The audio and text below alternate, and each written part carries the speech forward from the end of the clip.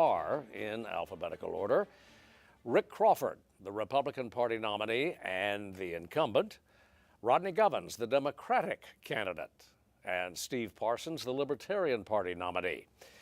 Questioning the candidates this hour, Brandon Tabor, news director of KASU Public Radio Jonesboro, Diana Davis of KAIT News, Jonesboro, and George Jarrett of Talk Business and Politics. The rules for our debate: each nominee will have 1 minute to respond to questions. The candidates will have 30 seconds for rebuttal if they so choose, and at the conclusion of questioning, each candidate will have 1 minute for a closing statement. The order of candidate appearances was determined prior to the debate with a drawing observed by the candidates or their representatives. And with that bit of housekeeping, it's time to begin. And our first question comes from Brandon Tabor, and it goes first to Mr. Crawford. Okay. How would you balance international aid and federal spending to tackle issues here in the U.S.? Well, I think that's a pretty good question to start with. Number one, we have a lot of responsibilities here at home. What we've seen just over the past week or so with Hurricane Helene, for example, and we have Hurricane Milton bearing down on that same track again, and the federal response has been poor. In the meantime, we have engagements in Ukraine, we have engagements in Israel, where we're seeing the need for the United States to engage and to help. And so I do think the word you chose to use, balance, is appropriate. How do we maintain the appropriate balance in taking care of American citizens first and foremost, and at the same time making sure that we're working with and helping to protect our allies? But I think the first thing we need to consider is making sure that citizens in places like North Carolina, is just one example, that there's an appropriate federal response and that they are being taken care of. Mr. Parsons, sir, 1 minute. So first, with respect to aid, foreign aid outside this country, I believe there's no constitutional authority to be the world charity. I don't believe there's constitutional authority to be the world police either. We currently give aid to, I believe, over 130 countries, 29 of which are also sanctioned by the United States. So that to me seems like a contradiction in policy. I would absolutely, even there may be absolutely reasonable reasons to provide aid, but I don't believe that the federal government does that. For my wife and I, we contribute to a variety of philanthropic activities, oftentimes dealing with aid to foreign countries, or aid to people in foreign countries in particular, not foreign countries themselves. So from my perspective, there's no constitutional authority to do it. I'd put all the money here, probably to cut the national debt. To Mr. Govens, 1 minute. So I think balancing aid is critical, and I think that starts in Congress. So I definitely appreciate starting off on that note. But balancing aid requires that we also identify the real issues that are going on in our communities. And one of the biggest issues that I see is we have a lot of programs here in the United States and in Arkansas specifically that are underfunded. And it's time that we go ahead and we start looking at how much are we really going to put outside of this country without then going ahead and supplementing and funding places like the Department of Human Services, places like the Department of Transportation.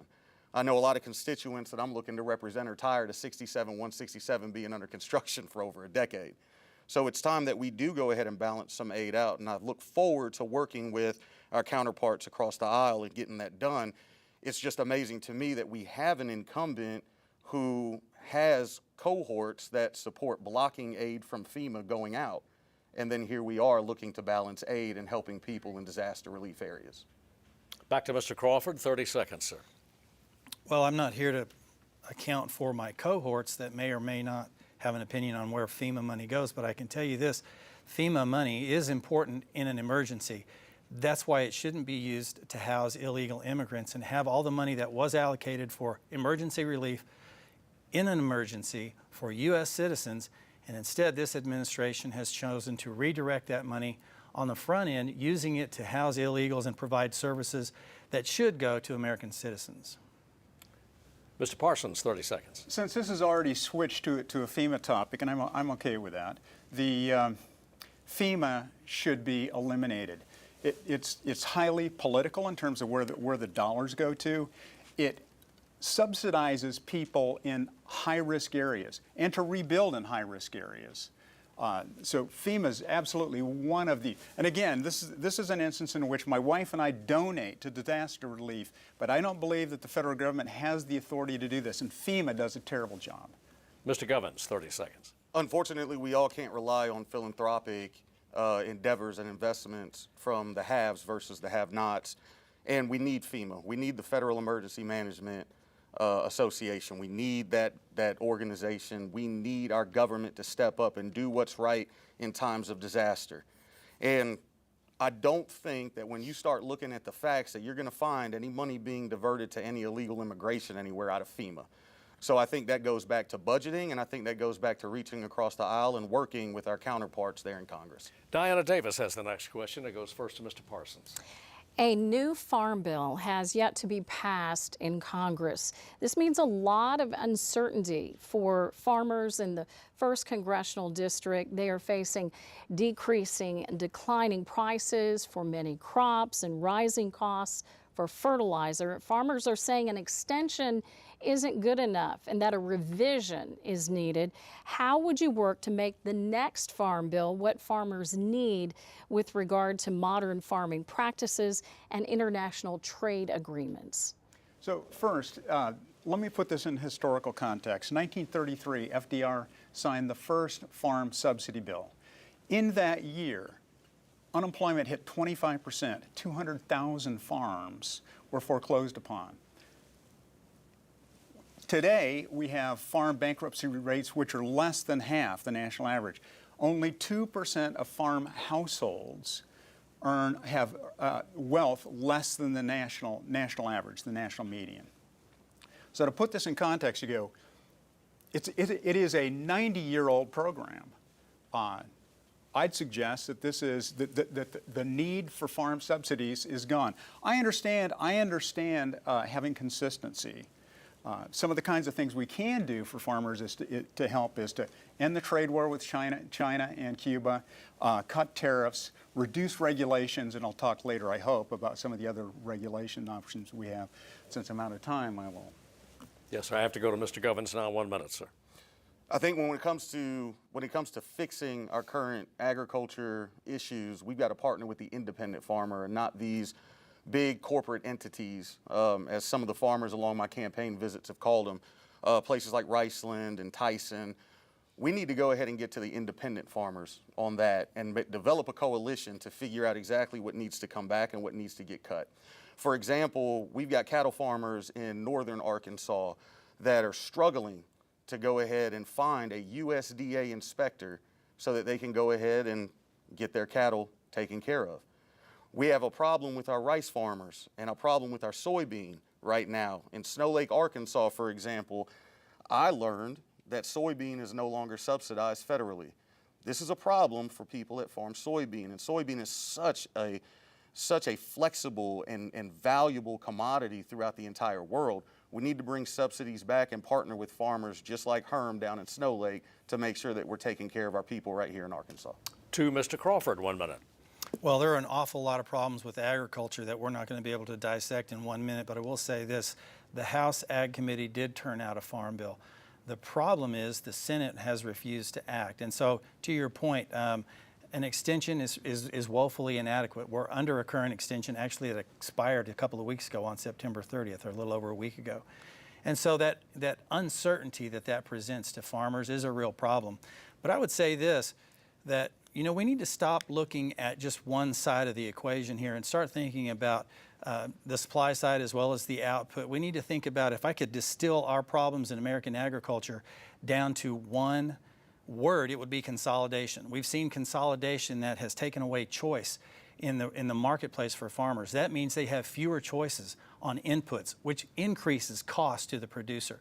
We see fewer choices even on the output side, which reduces prices to producers. So if we can tackle consolidation in the ag space, that's a positive step forward. Mr. Parsons, 30 seconds. Part of the problem with subsidies in general is it distorts basic business practices. So for example, farm subsidies will distort your planting choice, your crop choice. And these can lead to substantial problems. The other issue is the subsidies we do have just simply don't seem rational. You could have a tiny subsidy if you're raising broccoli, but if you're the sugar industry, 60% of your revenues come from subsidy sources. Mr. Govens, 30 seconds.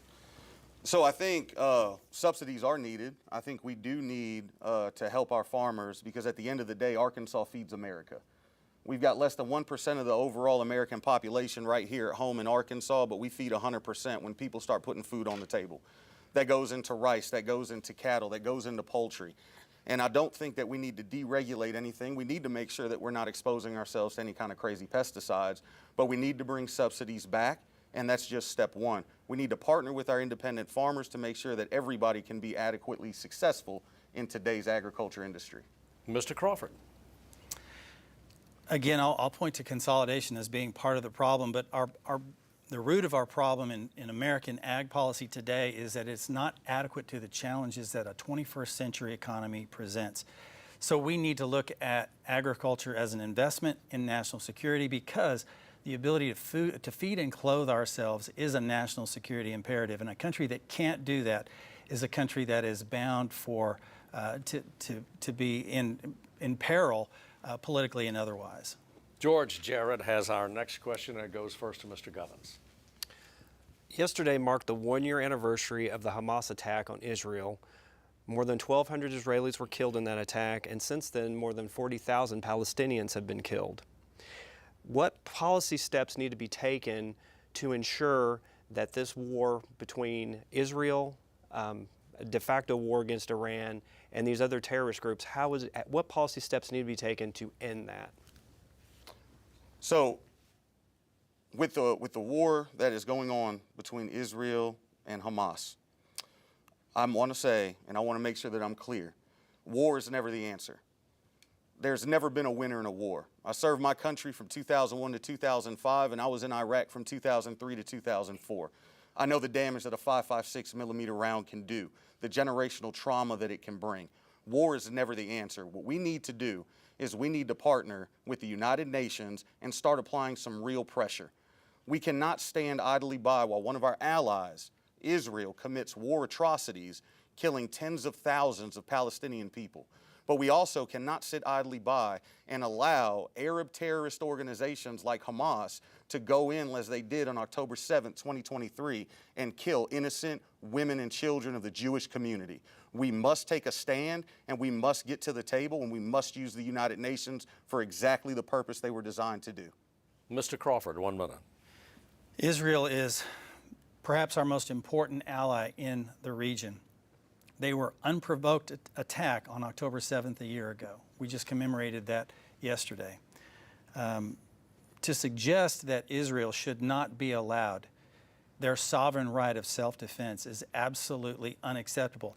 And further, to say that, well, what we're going to do is look for a solution from the UN. The UN has proven to be woefully inadequate on almost every count, particularly as it applies to Israel. And we see the rise of anti-Semitism that seems to be proliferating across the globe, and then looking to UN to try to fix that problem. I think that's the wrong way to look. I think what we need to do is stand by our ally Israel, understand that they were unduly attacked on October 7th in a brutal way that we can't even begin to comprehend. The rape and murder that was inflicted on those over 1,000 Israelis in an unprovoked attack is entirely unacceptable, and we should support Israel's right to sovereign defense. Mr. Parsons, 1 minute. One of the genuine opportunities that the U.S. federal government has is to try and help broker peace. Because Mr. Govens is right, war is never the answer. Israel and any other country does have a right to respond to protect their sovereignty, but I think they're well beyond that.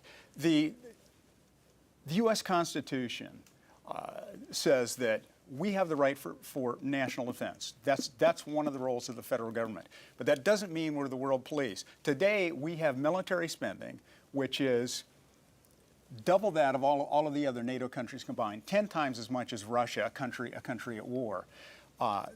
We cannot. We have 750 military bases around the world. We are a drone attack away from being pulled into all kinds of conflicts. The U.S. Constitution requires that the federal government compensates states for docks and forts. There's not a single word about compensating a foreign country for any of the facilities that we have around the world, because the Founding Fathers said that's not appropriate. Got to call Mr. Govens, 30 seconds. Having an ally does not mean that that's an unfettered get-out-of-jail-free card without being held accountable.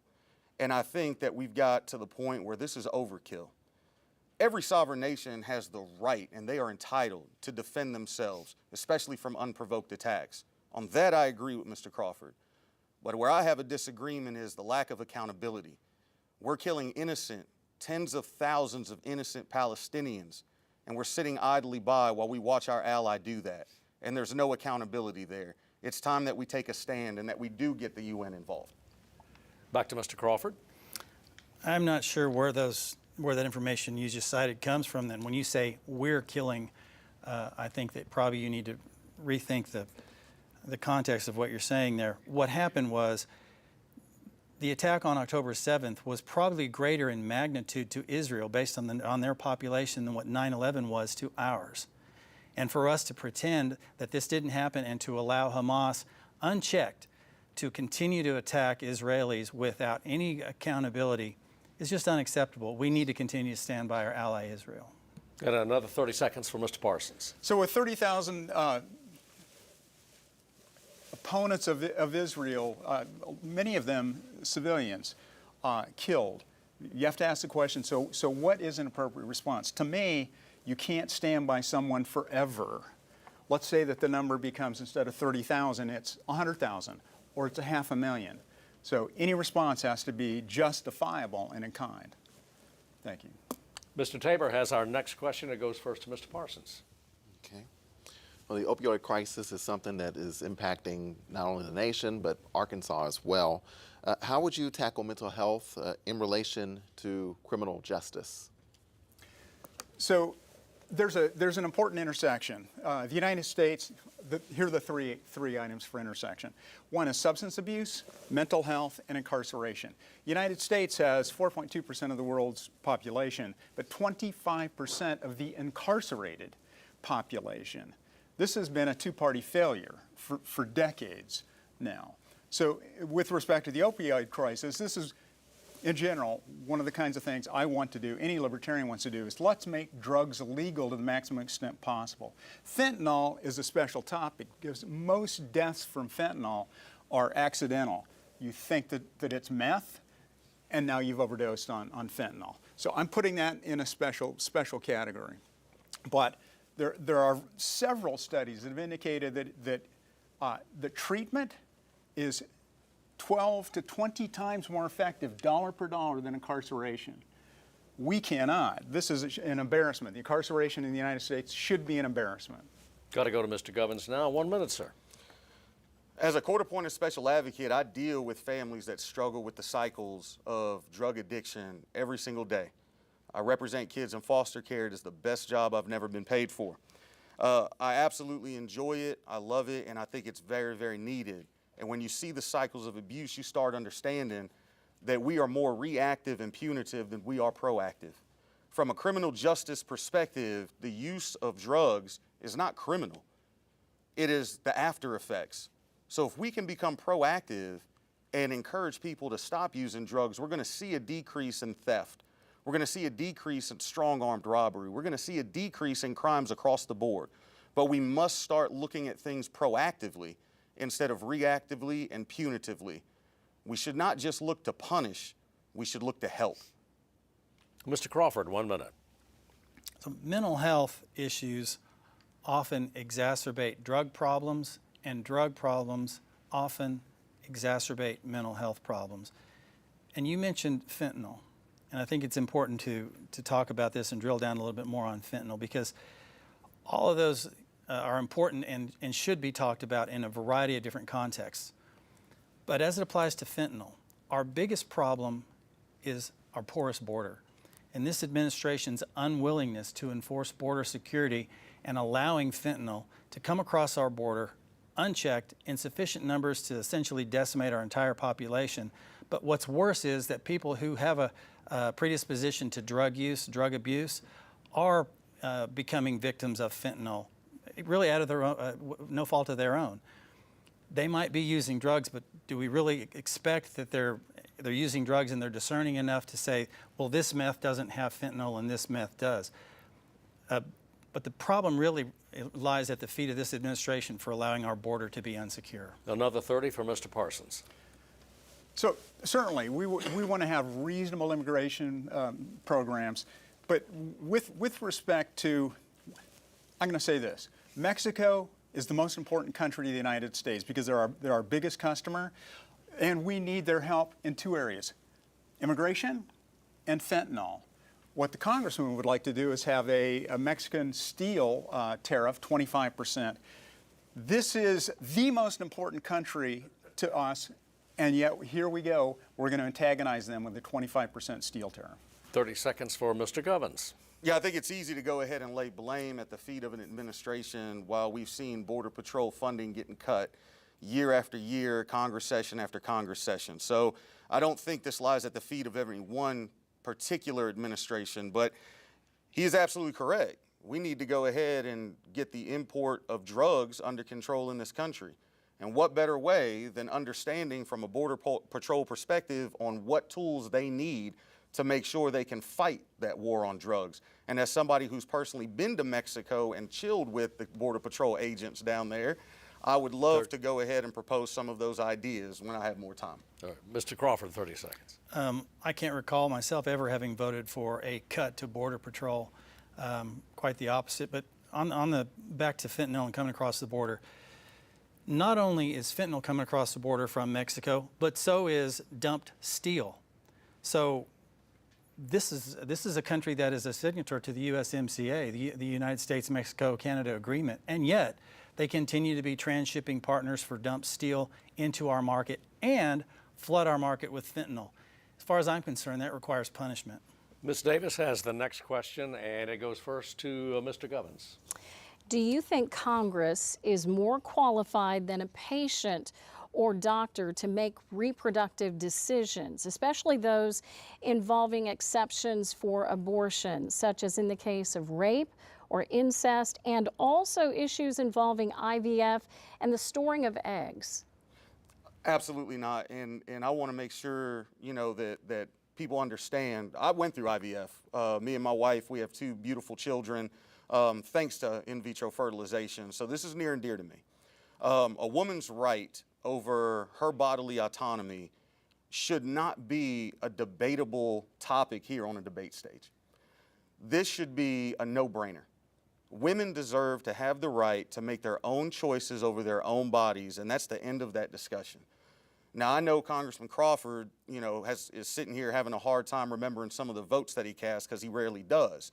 So I want you to understand here in Arkansas, when we get to Congress starting in November, we're going to make sure that every single vote when it comes to a woman's bodily autonomy is going to go for women's rights. Mr. Crawford, 1 minute. Yeah, I know. I'm very familiar with the votes that I cast, number one. Number two, if my opponent were to get to Congress, he wouldn't get there in November, he'd get there in January, so check a calendar. And number three, as you know, when you ask the question, I am pro-life. My Christian faith informs that value. The Dobbs decision overturned Roe versus Wade and said we're going to allow the states to make that decision. I've never voted on any kind of a federal ban on abortion because we've never had a vote on a federal ban on abortion. That power now lies with the states, according to the Dobbs decision, which I think is the right decision. So I don't support a federal decision on that. And my stance on abortion has been clear from the time I got in this. It's been clear from even prior to my service in Congress. Mr. Parsons, 1 minute. So the congressman says he hasn't voted on a federal abortion bill, and I believe this is a state rights topic. This is a state topic. However, the congressman has co-sponsored more than one federal bill related to abortion. So on this topic, Congressman, I'm going to have to say I'm calling you a hypocrite. Your facts are incorrect. Go to his website. I said I'd never voted on a federal ban on abortion. Whose time slot is this? I know you said. You want to talk to me? I'll talk to you. Well, everybody has rebuttal time, so if you would, Mr. Parsons, go ahead. Okay.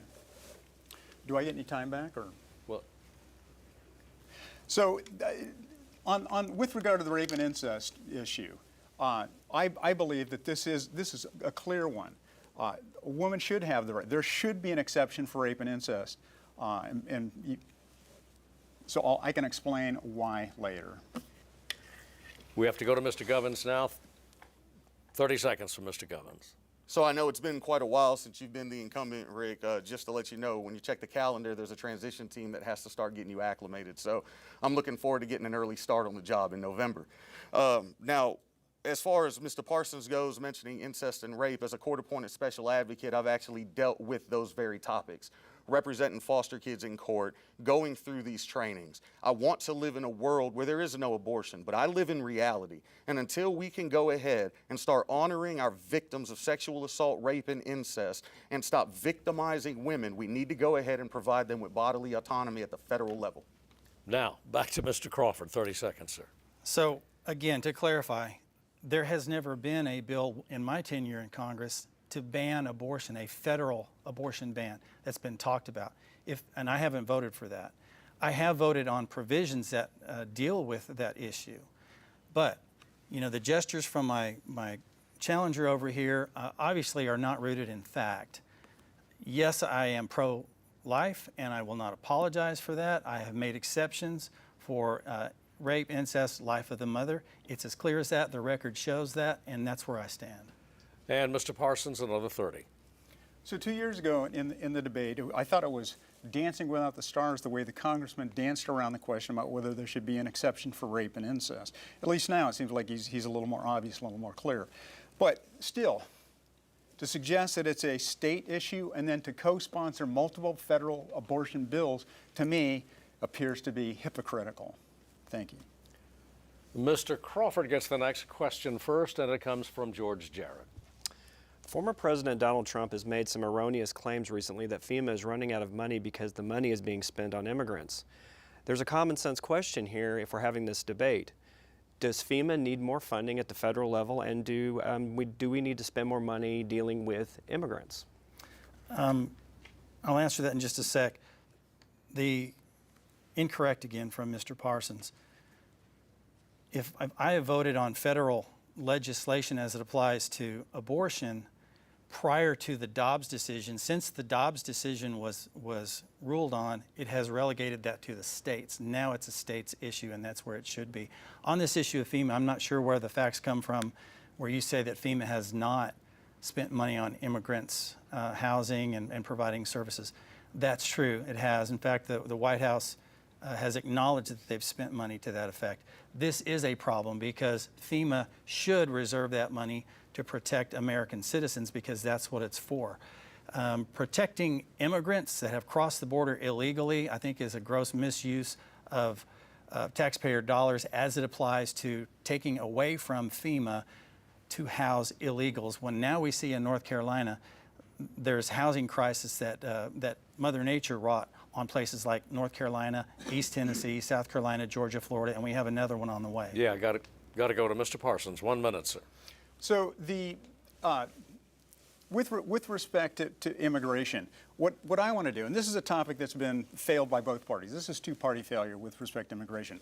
What I want is to streamline the process so that you can bring legal, law-abiding immigrants to this country. And to do that, there are a variety of things we can do. First, we can streamline the bureaucratic process, get rid of the red tape with respect to temporary workers.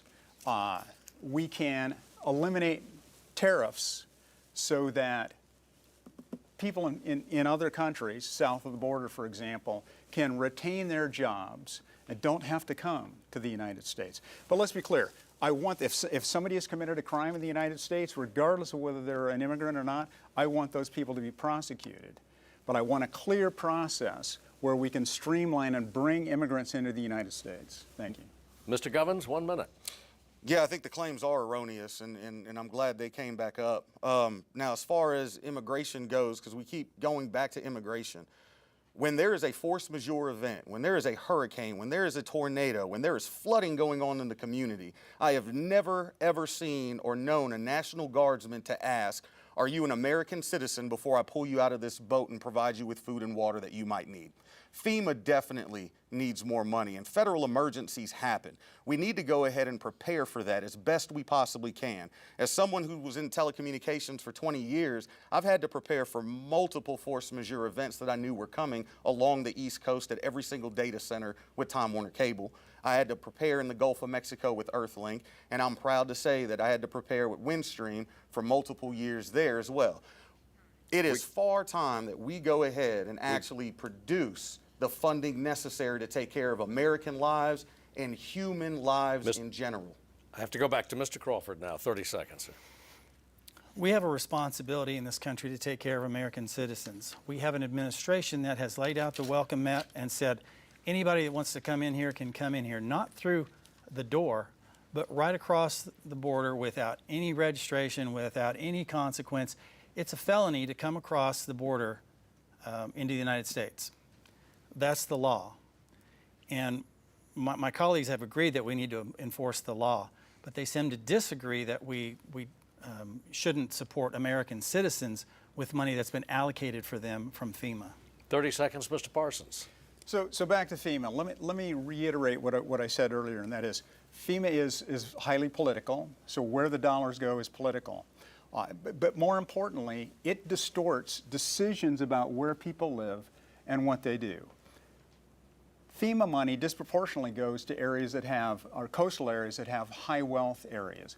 And it is reinforcing the decisions by people to remain in high risk areas and rebuild in those high risk areas. Mr. Govens, 30 seconds. We can continue to focus on all the negatives of FEMA because there's going to be a laundry list. Or we can start coming up with some real solutions on how to fix things. And one of the biggest things is to provide the resources necessary so that FEMA can be successful. And in the event that it is not successful, that's when you start holding accountability. Right now, FEMA is woefully underfunded. Right now, we've got humanitarian issues across North Carolina and soon to be Florida. We need to fund FEMA, and we need to allow our government to take care of its American citizens and any human being that might need it down there in those areas. Mr. Govens, thank you. And before we go to the next question, a reminder that the candidates will have the opportunity to participate in a press conference, individual press conference, directly following the debate. And at home, you can scan the QR code that's on your screen right now. Screen that with your mobile device to watch. So you may want to get your mobile phones ready. And you will see that QR code, by the way, periodically through the balance of our debate. Our next question comes from Mr. Tabor, and it goes first to Mr. Govens. Okay. All right, so the first congressional district is pretty large. It covers all of eastern Arkansas, northeast Arkansas, southeast Arkansas. There are a lot of constituents in this district. So how will you keep your constituents informed about what you're doing in office if you're elected or if you're still in office? So once we get elected here in November of this year, we're going to hold quarterly town halls. That's something that the incumbent has decided not to do in the last 12 years, and I think it's sorely needed. We need to know who our congressional representation is. We need to know who our state representation is. And it's hard to do that when you don't have town halls and you don't have a presence. Sending a delegate to a fish fry is not a presence. We need a congressman who wants to represent your voice in D.C. We need a congressman who understands the issues, like Helena, West Helena being without water 4 times this year, like Elaine's water tower being one of the top 6 worst in the entire country. Public education in the rural communities continues to run in shambles, and our congressman has been nowhere to be seen in the last 12 years throughout the Delta. It's time for a change, and it's time to bring back town halls and actual civic engagement. Mr. Crawford, 1 minute. I'm glad you mentioned Helena, West Helena, because I'm the guy that brought that to the fore. I'm the guy that called the meetings in Helena, West Helena with the mayor and with mayors in the surrounding community. That was almost 2 years ago. So my presence in the district is felt directly, and those constituents know it. I've been leading on that particular issue for almost 2 years now, so you can put that one away. As far as the communications effort, what we try to do is engage through, we have developed a cutting-edge texting platform on our website. Anybody that wants to get on our website can text me, and we reply to those text messages. That's a one-to-one communication. We've had that up for years. As it applies to the 31 counties that comprise this district, we visit every county every year, multiple times in some cases, and we have mobile offices. We do that in an official capacity, and I do that in a personal capacity, also as a campaign effort. But I've been elected now. This will be this is my 7th term. So I would say that the folks in this district know me and trust me and have trusted me now to give me the job 7 times. Mr. Parsons, 1 minute.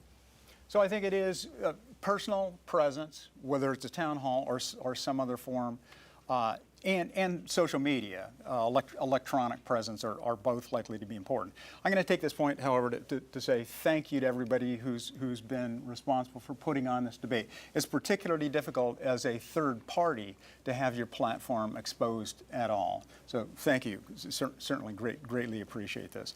I am going to have to go back to the one statement by the congressman. He has co-sponsored federal abortion bills. So this is a technicality. Sure, he may not have voted on one, but I can't imagine that you would co-sponsor a bill that you didn't intend to vote on. I believe it is a state issue. And part of the reason you want to have an exception for rape and incest is because now if you don't do that, it has nothing to do with taking responsibility for your actions. Mr. Govens, 30 seconds. No, and I'm glad that you say you brought that to the floor and you worked with the mayor down there in Helena, West Helena, because according to the people, you never come around and you're never there, Rick. So where's Rick seems to be a common theme throughout the Delta. And in addition, I know after the 3rd time Helena, West Helena's water system went out, we paused our campaign and we brought water down there for a water drive. And while we were doing that, you were in Harrison, Arkansas doing a book signing. So I appreciate the presence that you're providing to the people of Helena, West Helena, but I think they deserve better. And back to Mr. Crawford. Well, I'd like to welcome you to Arkansas. I'm glad you think in 7 years of living here that you've got an answer to all the problems that exist here in the Delta region, which is an important part of this district. The folks in the Delta region know me, have known me for years. I don't know how in the world you think that you can come in here and suggest all these problems when you're fairly fresh to the landscape. But let me tell you this, and my constituents know it. I work hard for my constituents from the Delta all the way up into the Ozarks, regardless. I don't ask what your political persuasion is. When people stick their head in the door of my office, we offer solutions. Mr. Parsons, 30 seconds. So for Congress in total, there are a large number of topics that could have been solved, could have been dealt with. This has been two-party failure for a long time. In this case, for the last 14 years, it's Congressman Crawford. But again, virtual electronic communication and in-face communication both are important. Thank you.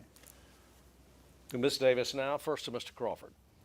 There are at least 30 medical marijuana dispensaries in Arkansas, and yet it's still against federal financial rules for banks to do business with marijuana businesses. This issue has left banks trapped between serving the needs of their communities and the threat of federal enforcement action.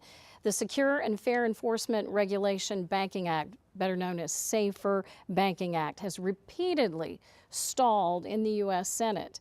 What would you do to resolve this issue? Well, I think at the root of the problem is the fact that we have legalized marijuana. And as long as that's what the state has voted to do, that's the law, but we still have a problem with the federal law. And so what amounts to a problem that would may be viewed as laundering money for banks that want to engage in financial services with medical marijuana clinics, or possibly, if we go down the road of having recreational use in Arkansas, that problem would be even worse. And so unless and until we change that federal statute to get that off the schedule, this is going to be a problem for bankers. You didn't ask me what my opinion was on marijuana use, medical marijuana or recreational use. I'm not going to go down that road. I think you can probably infer from context here what my position is. But the problem that we have is we haven't even looked holistically about what the problems are with legalizing marijuana. On the one hand, we say we don't want our kids smoking, but on the other hand, we're saying it's okay to smoke marijuana for a medicinal purpose, when what we ought to be thinking about is, if we're going to use it for medical purposes, we ought to think about extracting the THC and use it in pharmaceutical grade. Got to go to I've Mr. reached the end of my time. I have to go to Mr. Parsons. 1 minute, sir. So, first, think about the constitutional authority. The Ninth Amendment to the U.S. Constitution is sometimes called the Enumeration Clause. It says that if a power, and this is, I'm going to be combining the Ninth and Tenth Amendments both together. Tenth Amendment says if a power is not specifically granted to the federal government, it resides with the states or the people. The Ninth Amendment, the Founding Fathers were concerned that if we have a Bill of Rights, that it implies that we've enumerated all of the rights. The Ninth Amendment says, no, we have not enumerated all of the rights, and therefore, from my perspective, the Ninth Amendment in essence says everyone has the right to make a decision as long as it doesn't cause obvious harm to another person. It is in essence the right to make mistakes, so to speak. There's absolutely not a constitutional authority to have marijuana be illegal, for the federal government in particular. If the states want to do that, that's up to them. Mr. Govens, 1 minute.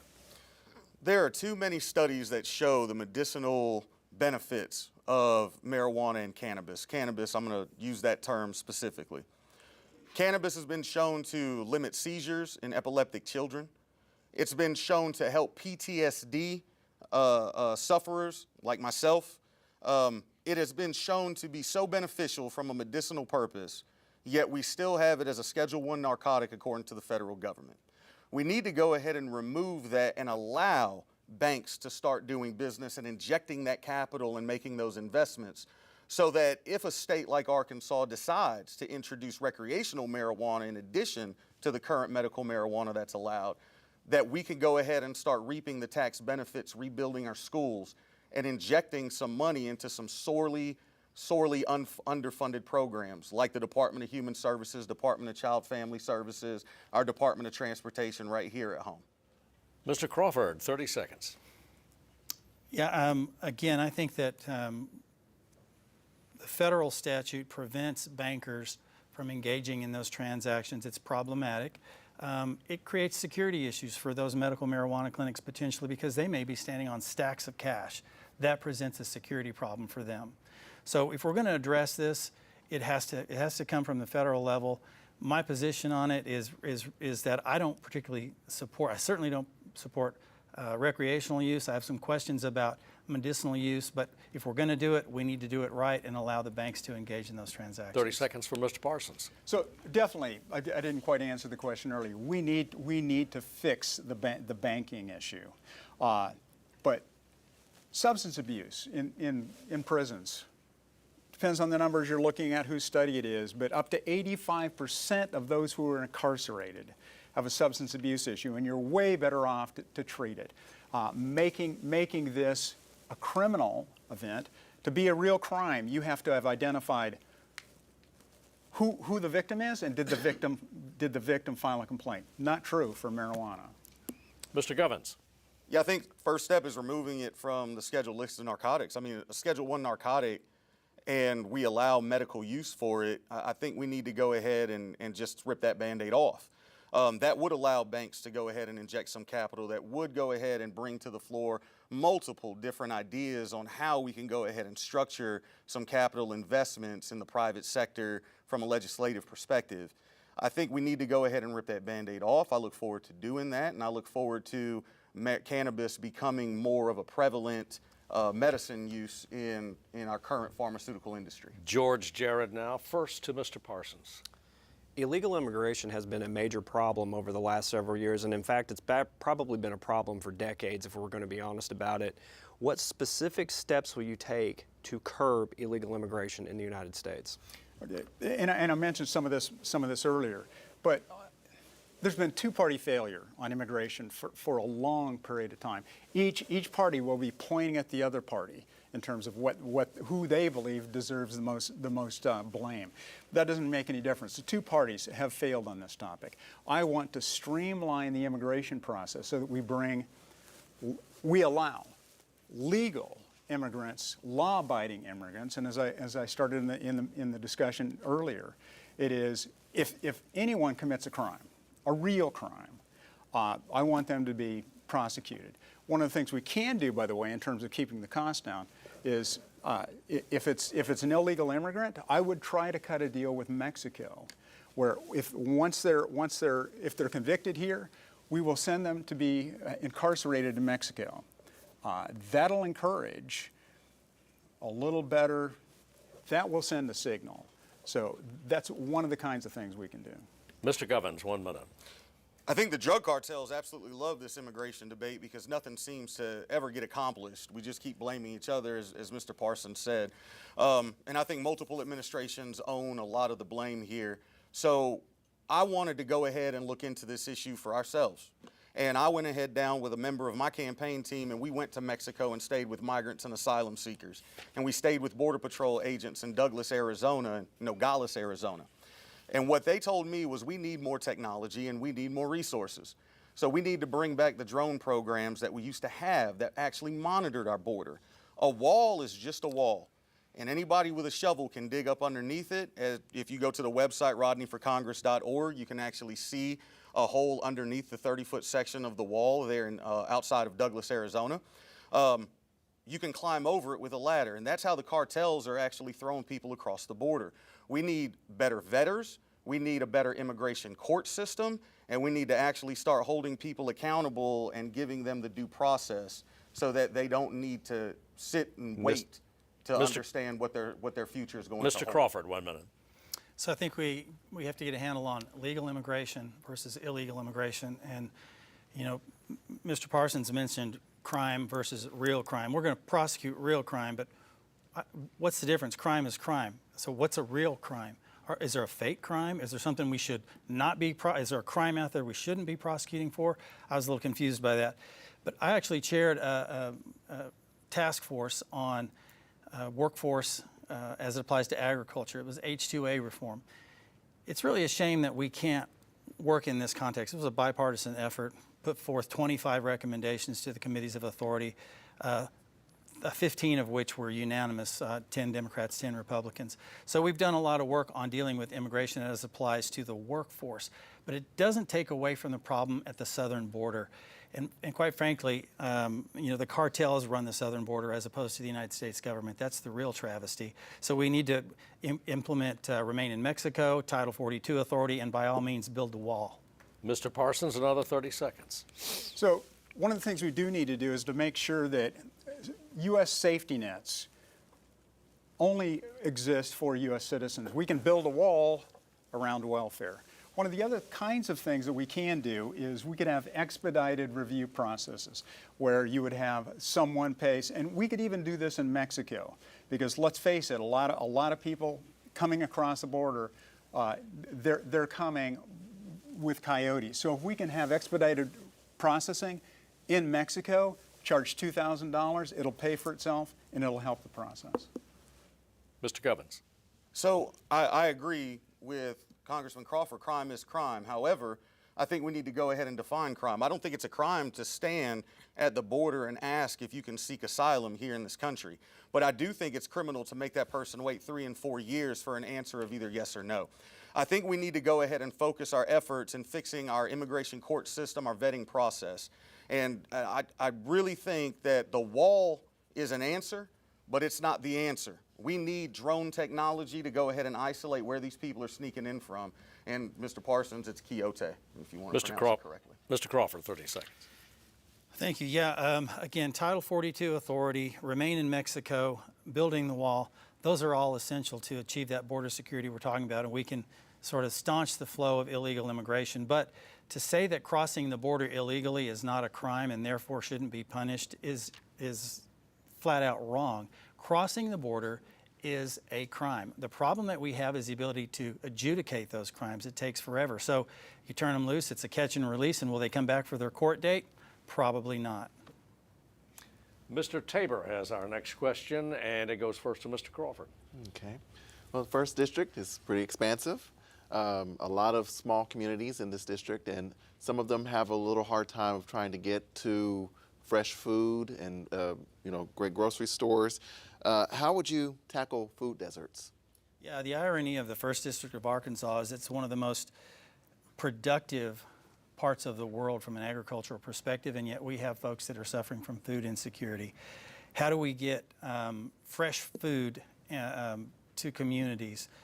Well, the private sector is doing that to a large degree. We're starting to see companies like Dollar General that are willing to go into places that other companies aren't to set up those DG Fresh markets.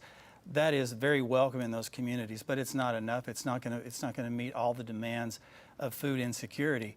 And so I think that we need to think about how we might encourage private sector engagement. That could be through some tax incentives. We've talked about economic opportunity zones. Senator Tim Scott has talked about that, particularly in underserved areas. There's some opportunity to get the private sector to engage more aggressively as it applies to food insecurity, and those are just a couple of suggestions. But the other thing that I've been very forceful on helping to raise money for example, the Food Bank of Northeast Arkansas, and they do a fantastic job. To Mr. Parsons, 1 minute. So I believe the federal government does not have much of a role. It does need to be primarily roles below that. It's the state locals. It's individuals like my wife and I who are willing to donate to organizations that help distribute food, especially people who don't have the money to have food. But also there are some regulatory constraints that make it a little difficult for food distribution in some kinds of circumstances. So I do the best I could to root those out, and not ones that are going to be causing cancer, Mr. Govens. So that's one of the kinds of things we can do. The other kind of thing we can do is at the macro level. We need to eliminate the trade war, cut regulations, because these are the kinds of things that are holding food prices up generically. It will help in part for those kinds of areas that are food deserts. Mr. Govens, 1 minute.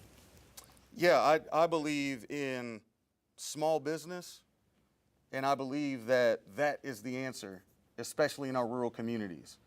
Our communities don't deserve to have to drive 45 minutes one way to get to a grocery store. Now, if you don't have a vehicle, how in the world are you going to get there if it's a 45-minute drive? I can't afford to take all day to walk from McGee to Dumas. That's not fair. And I think we need to go ahead and open it up and develop more of our programs to be centered around the development of small business, specifically grocery stores. And I think we can come up with some special subsidies just for those grocery stores to stay in operation and make sure that their losses are mitigated at some point, similar to what we do with our farmers when it comes to rice and how we subsidize our rice crop. Yeah. Mr. Crawford, 30 seconds. Yeah, again, I want to talk about how, the role that some of our important entities are playing. For example, the Northeast Arkansas Food Bank that has a broad coverage, almost the entire coverage of this 1st Congressional District. But the Food Bank they are a force multiplier as it applies to addressing food insecurity, not only here at home, but across the entire country. And so that's important that we continue to support that. But again, the private sector can do an awful lot of the heavy lifting here that supplements the support that's already there at the federal level. Mr. Parsons, 30 seconds. So again, this is primarily a private enterprise activity, and I just want to have the federal government stand back. It's tempting, I know, to say we need a subsidy here, we need a subsidy there. With a $35 trillion debt, we don't have the money to provide subsidies to all of the good things that you'd like to see done. And by the way, a real crime is one where you can identify the victim. It's property and violent crime, where you can identify the victim and the victims file a complaint. To Mr. Govens now. I am ecstatic that the Northeast Arkansas Food Pantry is doing well, because the St. Francis County Food Pantry is not. And multiple food pantries throughout the 1st Congressional District don't get the same amount of donations as the Northeast Arkansas Food Pantry. Mariana struggles, St. Francis County struggles, Lone Oak struggles. It's time that we don't sit here and try to use food banks as an excuse. We need grocery stores and we need access to healthy, nutritional food.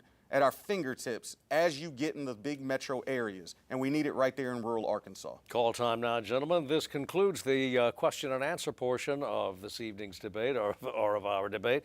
Time now for closing statements. Each candidate gets 1 minute, and we begin with Mr. Parsons.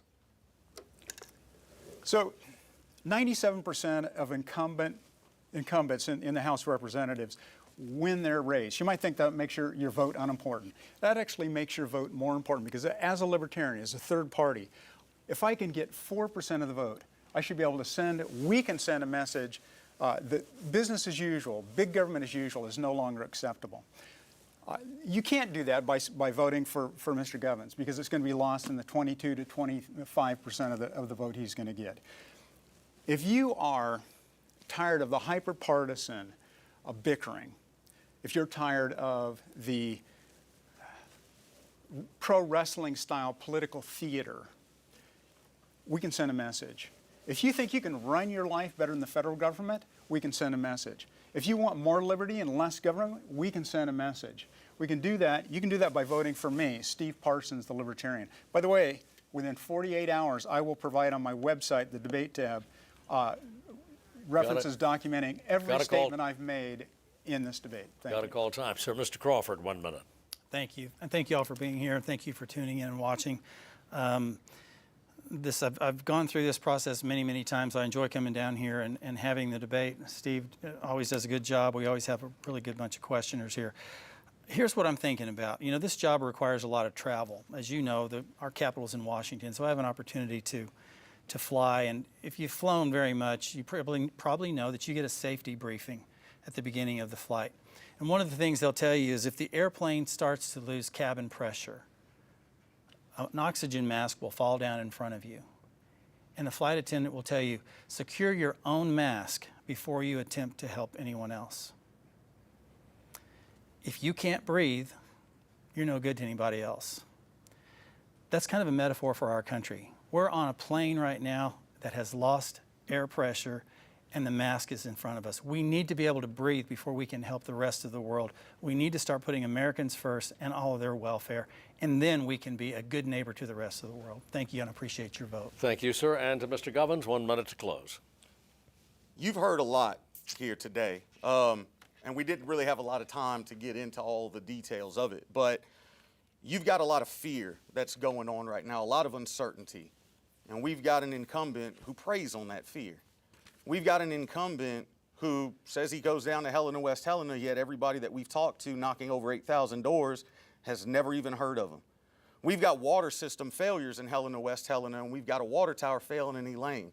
We've got cattle farmers struggling in northern Arkansas, and we've got rice farmers and soybean farmers right here across the Delta that are struggling to make ends meet. It's time for a change. Now, that change can't come if we continue to vote in the same feckless leadership every single election. The only way that changes is with you at home. Cast your ballot for a new voice, a voice that you know you can trust, a voice that knows Arkansas, even though he's only been here for 7 years. A voice that represents kids in foster care, and as hard as he represents kids in foster care, he's going to advocate just as hard for you at home. I have to call time. Gentlemen, we are out of time, and we thank all three of you for yours and participating. Also, our thanks to our panel for their questions. You can watch this and all Arkansas PBS debates on demand at the Arkansas PBS YouTube channel, on the PBS video app, and on our website. Again, the candidates have been invited to participate in individual press conferences immediately following this broadcast, so you can continue to watch our live stream at myarpbs.org/elections or by scanning the QR code that's on your screen right now. Thanks again to our candidates and to our panelists for participating, and to you for watching. Election Day, November 5th. Make your voice heard.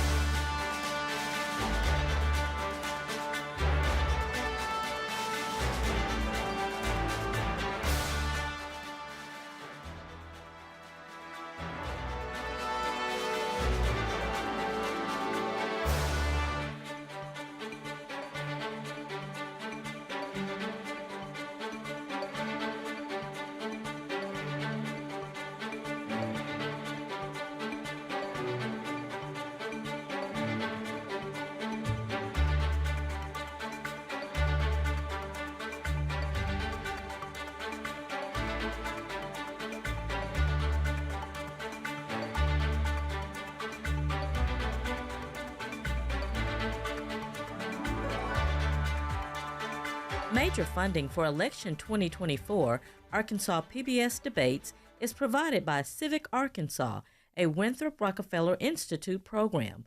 Additional funding provided by the Arkansas State Chamber of Commerce.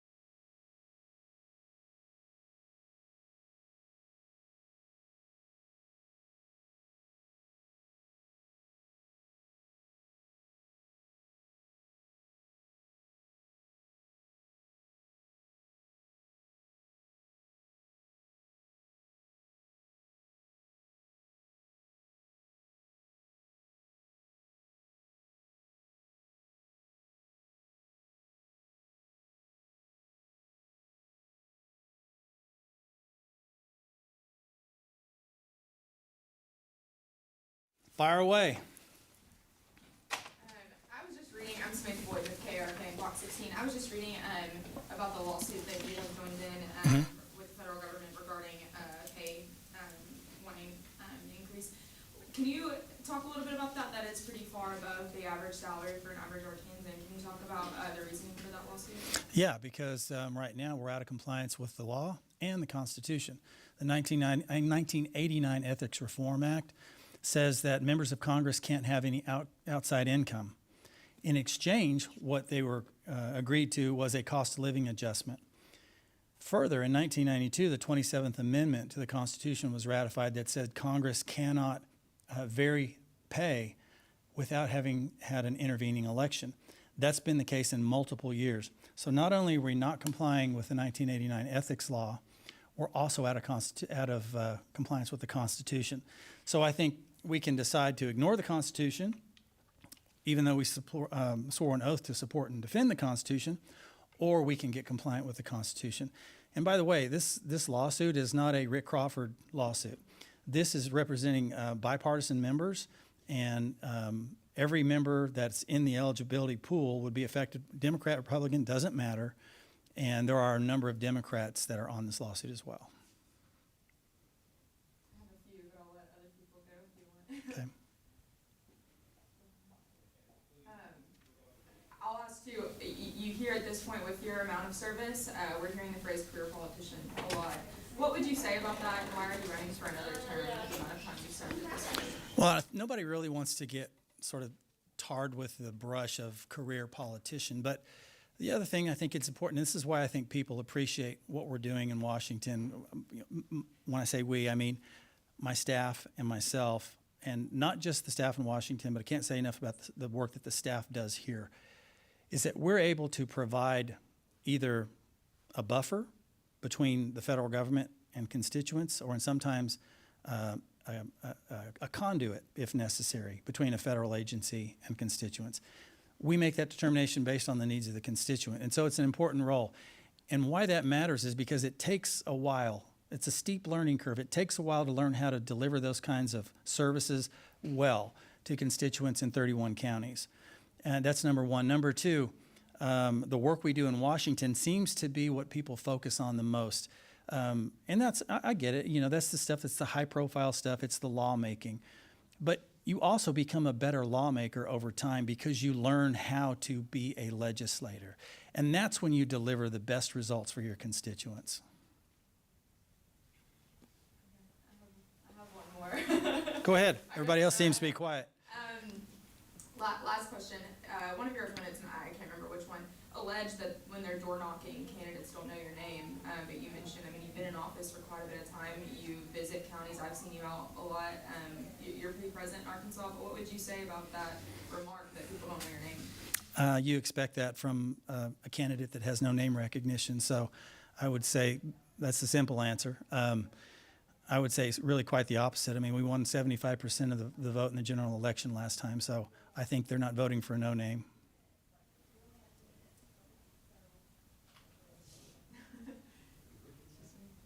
Any more?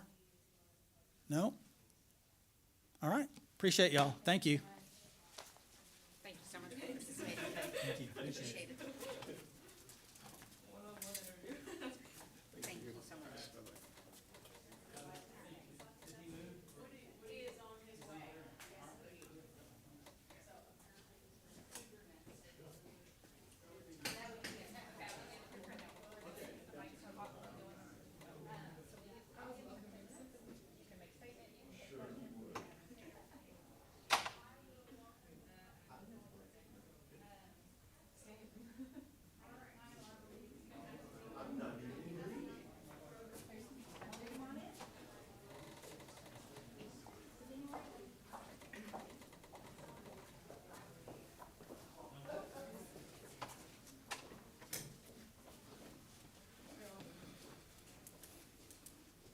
I'll go first. I have a question. I was just asking Congressman Crawford about the lawsuit. I'm not sure if you're familiar with it. He has joined a bipartisan lawsuit.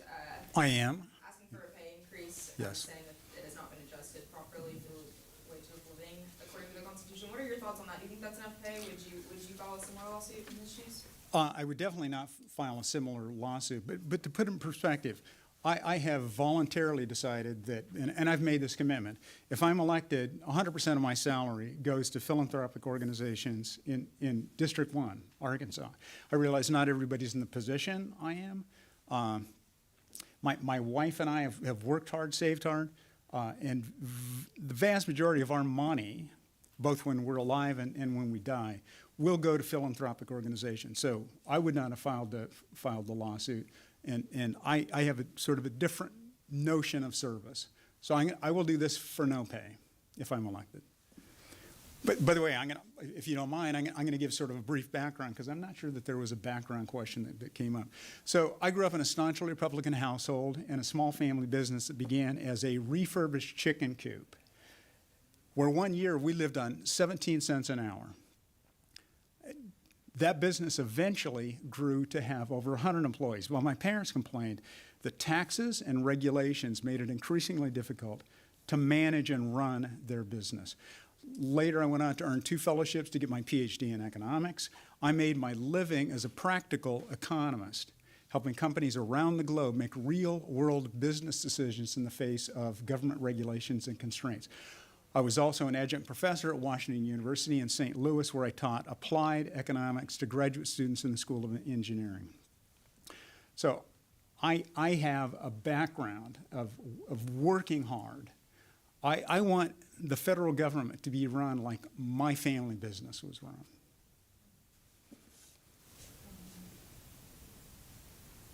Wow, that stopped all the questions. Well, I mean, I have one last one too. You alluded to challenges that you face running as a libertarian candidate. Yes. Campaigning. Yes. What challenges do you have that others may not have as a Republican or Democrat? Especially compared to an incumbent.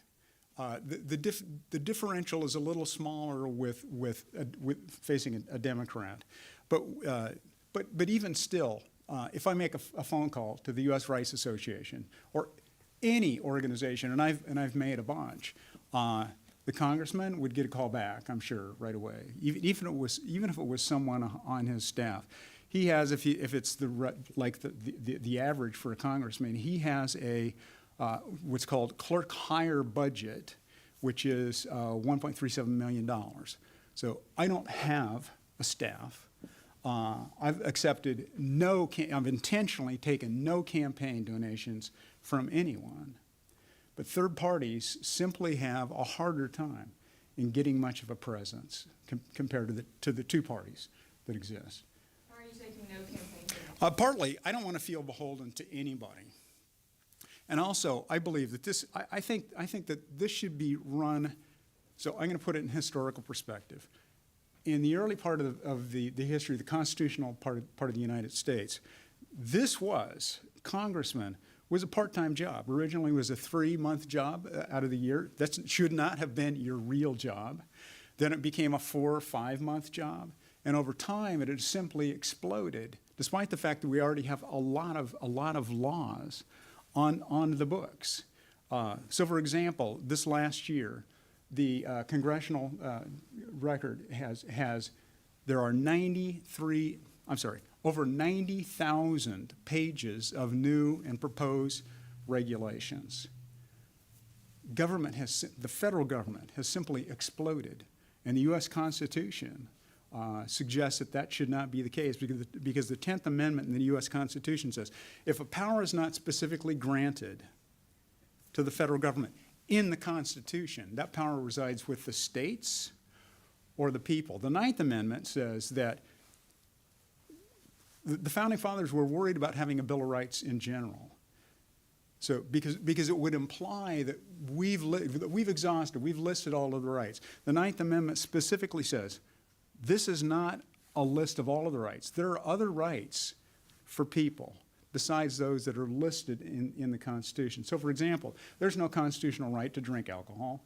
That required a constitutional amendment to make alcohol illegal, and a constitutional amendment then later to make alcohol re-legal. There's no constitutional amendment that requires that tobacco, but still, the 9th Amendment implies that I should be able to have the choice to make decisions, and unless my choice clearly harms someone else, even if everyone would agree that choice is a mistake, I still have the constitutional right to make mistakes for myself, unless it harms someone else. If it harms someone else, then that's a crime.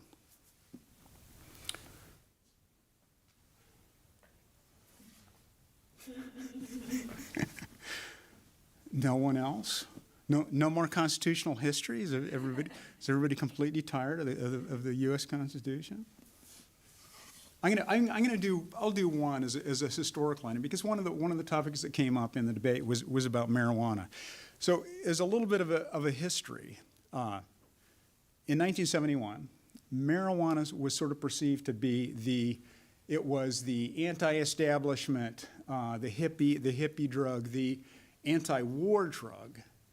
So President Nixon at the time appointed a 13-member commission, and these were super law and order types, mostly former prosecutors. And the question was, because he had temporarily placed marijuana on Schedule I, just like heroin. So he had his hand-picked commission. And what was the result of the commission? And by the way, there were similar commissions that were done in Canada and in Europe, and similar conclusions. They unanimously said, do not criminalize marijuana. But here we are. How many years later? Since 1971, it's more than 50. It's 53. But people, I think, especially younger people, have this tendency to think it's always been this way. Marijuana's always been illegal, but it's not. So this country has a long history of freedom, but freedom slowly erodes, especially as the federal government gets bigger.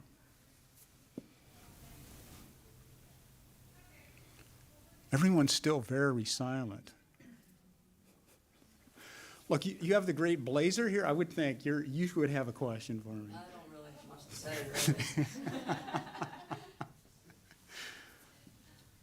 really. Any other questions? Okay, so I'm really just here to try and represent personal liberty, to make less government, more liberty. That is the fundamental part of libertarianism, and to require a plain reading of the plain language of the U.S. Constitution. Not a lot of revisionist notions about what the Constitution says. Anyone can pick up a copy of the U.S. Constitution. I have copies everywhere. I have a copy in each of my cars. I have one in my gym bag. People are sometimes amazed. You go, we have a constitutional debate? Let me pull this out of my gym bag.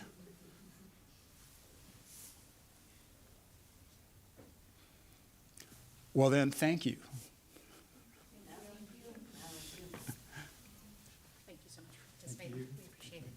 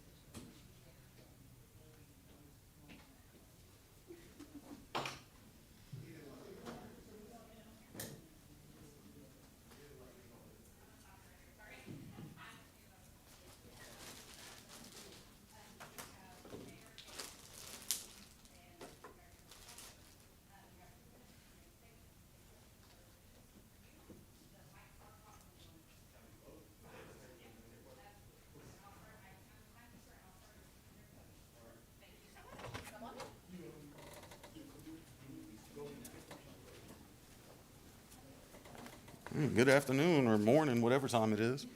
How's everybody doing? Awesome. I'll go first because I've asked the other two about this.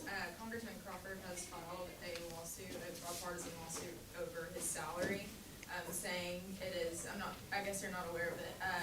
It's a bipartisan lawsuit with several other congressmen and officials, but asking for a pay increase, saying that it has not been constitutionally raised according to the wage of living, essentially. What do you make of that? I understand you're probably just learning this, but what do you make of that, and would you file a similar lawsuit in his shoes? I believe the exact language that you're looking for is Plaintiff Crawford's congressional salary has been unconstitutionally underpaid each year of his service. And because Representative Crawford is a current member of Congress, the underpayment of his back pay continues to accrue. Is that the lawsuit that you're referencing? 24-364, Charlie? Yeah, very. So he filed this, I think, back in March, March 7th. And I think it is absolutely audacious. I think it's disrespectful. I think it's just completely tone deaf. When you make $174,000 a year base salary, and that's not per diem, no travel expenses, we're taking all of that off the table. $174K is 5 times the average income across the 1st Congressional District individually at $33 grand a year. It is over 3 times the average median household salary at $56K. I do not understand how in the world you do not have a town hall in 12 years, you don't come back and meet with your constituents, you're never accessible, you don't respond to text messages or emails, yet you feel like you're underpaid for the job that you're providing. I don't believe in these kinds of lawsuits. I would never file one of these. I believe public service is exactly that, service to the public.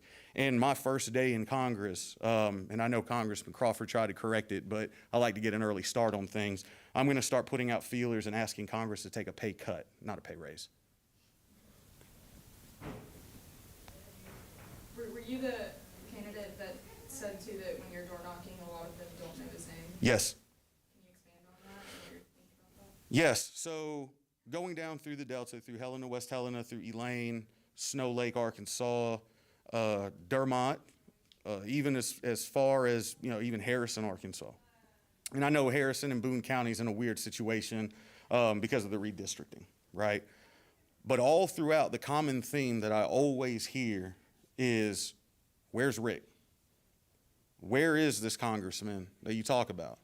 He has offices, and if it's anything similar to the office that he has in Cabot, Arkansas, which is 2 minutes from my house, he's never there. He hasn't been there in the 8 years that I've lived here in Arkansas. He's never coming home. He's never addressing his constituents. He shuts off his public commentary. So when I go and I ask these questions, do you know who your current congressman is? 99.999% of the time, I get told, no, I don't know who he is.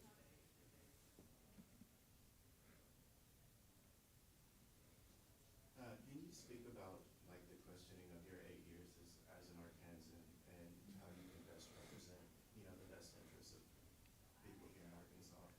Yeah, and I want to say we chose Arkansas to be our home, 7 years ago. I think I said 8, but 7 years ago. in March of 2017 is when I moved up here and met my family. They picked the house out before I got here. I love this place. And I love it so much that I wanted to give back to the community. And that's why I'm currently a volunteer advocate with court-appointed special advocates out of Grand Prairie. I've gone around and in telecom making sure that places like Eudora, Parkdale, Portland, Humnoke, Carlisle have more than adequate broadband internet. We actually got fiber to the home internet out there, and that's when I was working in the telecom sector. Arkansas is so special to me that I make sure to bend over backwards to serve my community and make sure that, number one, we don't forget about anybody that doesn't have a voice, and that we stand up to all the hateful rhetoric and bigotry that's been going on and plaguing us for decades now.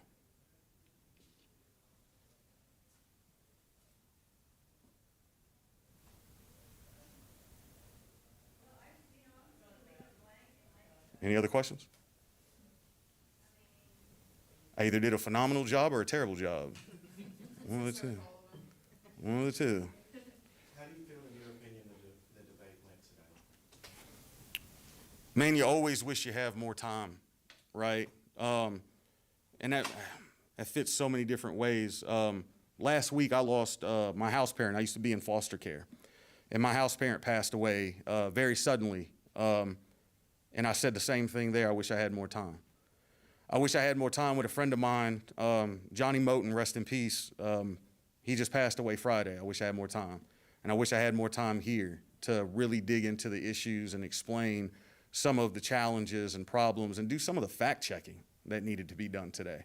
But there is a time limit, there's a time constraint. So that's probably the only piece of feedback that I have for myself coming from the debate. How you think it went?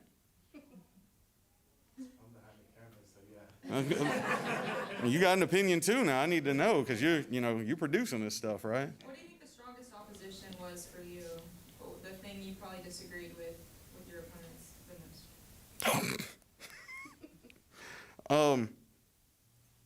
Man, you're making me pick one? Yeah, we did that yesterday. Okay.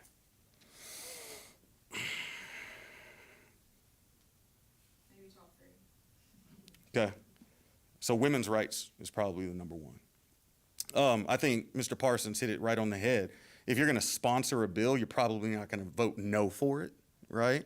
And my opponent has really been out there, Rick Crawford's been out there saying he supports Project 2025. He supports some of these conservative initiatives. He supports the very thing that would restrict women's access to health care.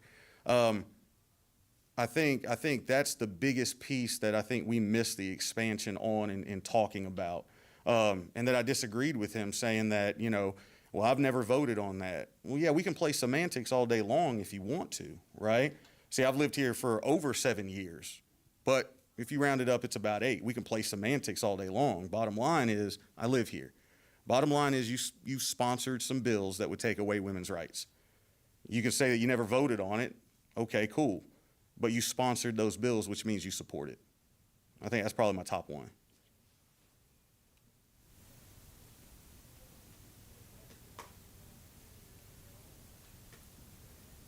Anybody else got questions? All right. Well, I thank you for your time. Thanks, everybody. Thanks, y'all. Thank you very much for participating. Really appreciate it.